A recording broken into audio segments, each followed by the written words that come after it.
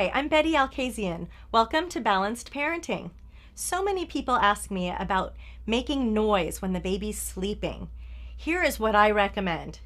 Make as much noise as possible. It teaches kids to sleep through anything, to be flexible, and it doesn't create a nightmare for you later where you have to be quiet all the time in order for your children to sleep. I even used to vacuum under my daughter's crib when she was taking a nap. Don't be afraid for the doorbell to ring, the phone to ring, the kids to make noise, the neighbor kids to be playing over at your house while the baby's napping. Let all that noise happen. Life happens, and you want the baby to adjust to your life instead of you changing your life around the baby. Teach your baby to be flexible, to sleep through anything, and your life will be so much easier. When I'm asked this question, I can hear the fear in the parent's voice. But will my baby wake up prematurely? They won't get a good enough nap?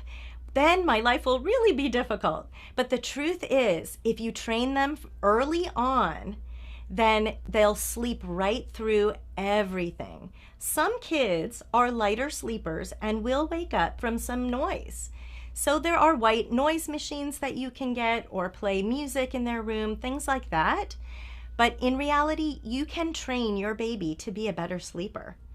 So what happens if the baby wakes up and cries? You don't have to go running right away.